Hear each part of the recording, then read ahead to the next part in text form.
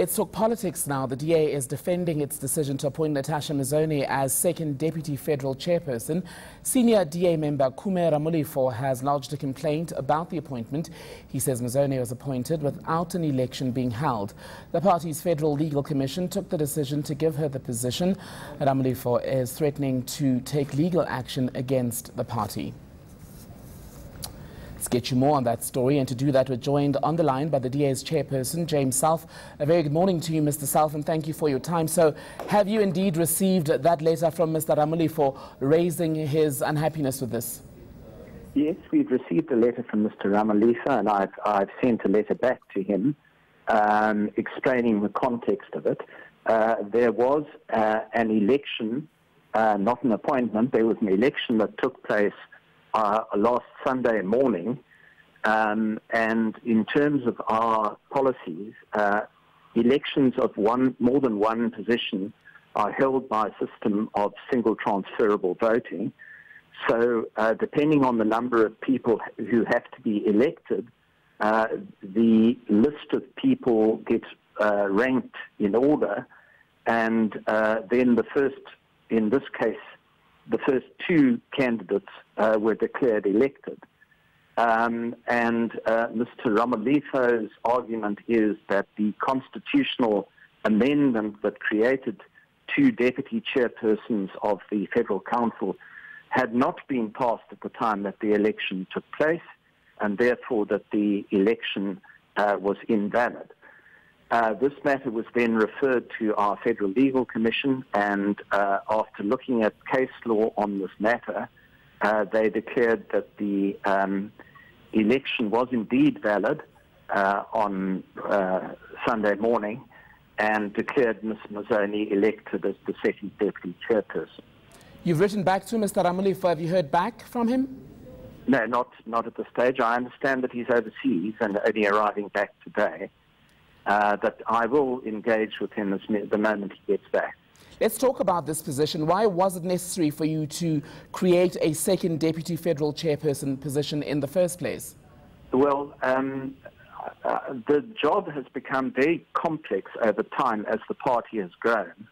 What was a relatively handleable job has now become so complex that there are about 17 or 18 competences that fall under the office of the chairperson of the Federal Council, and we felt quite strongly that it was desirable both to share the responsibilities and to assist with succession planning to create two deputy chairperson positions. Did you think it wise, Mr. Selfe, to then appoint or elect a white woman, whatever you did, for this position, given the ongoing debate about transformation and diversity in the DA and the ever-growing perception, whether right or wrong, that you remain a pro-white party? Well, you know, we were roundly criticized last Sunday because there was a lack of women in our top leadership. Now we've got another woman, you know, you can't always get it 100% right. But we are committed to diversity, but the diversity that happens naturally, and that it results from democratic outcomes. What do you mean by diversity that happens naturally? Well, the whole idea, for example, of a quota is to manipulate the outcomes rather than to let the process occur naturally. And we stress to our delegates at every election that we strive to continue to become the most diverse party in South Africa, but we don't prescribe the race or gender of the people that have to be elected.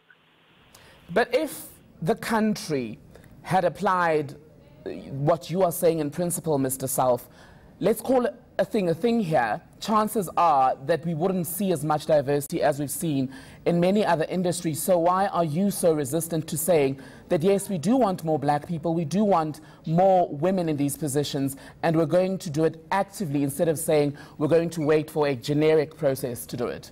Well, you either believe in some sort of quota system or you don't.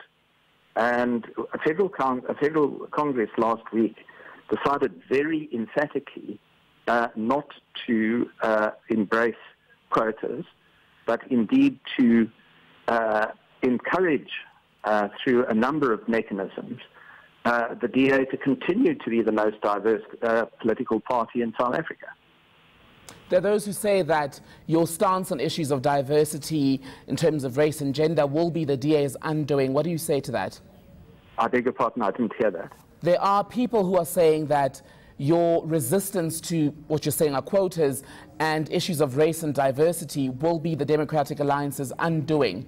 What do you say to that? Well, you know, lots of people say that various things are going to be undoing, and we continue to grow. It's the most extraordinary thing, but I think we will make up our own minds about what is good or bad for us.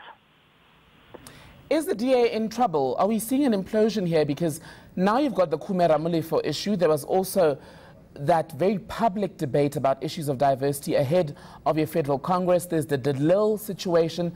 Are you in trouble? No, I don't believe so. I mean, no more or less than we were in any other period in our past. You know, these are challenges that we rise to and overcome. You know, everybody said there was a big banner headline the day before our Congress about race war hits DA. Well, I mean, we emerged from that Congress united and diverse and very satisfied with the Congress outcome. So very often there's a narrative that has absolutely no relevance whatsoever to the reality. Very briefly, before I let you go, if Mr. Ramulifo does take you to court, how will you respond? Well, there are one of three ways of dealing with it. The one would be to settle it, and I hope that we will be able to persuade each other that there is a way that we can accommodate this without going to court. The other way would be some sort of review application of the decision of the Federal Legal Commission. And the third way would be for us jointly to decide to approach the court for a declarator on whether or not the Federal Legal Commission made the right decision. But I'm absolutely certain that we will be able to settle this amicably. All right, Deputy Federal Chairperson James Selfe.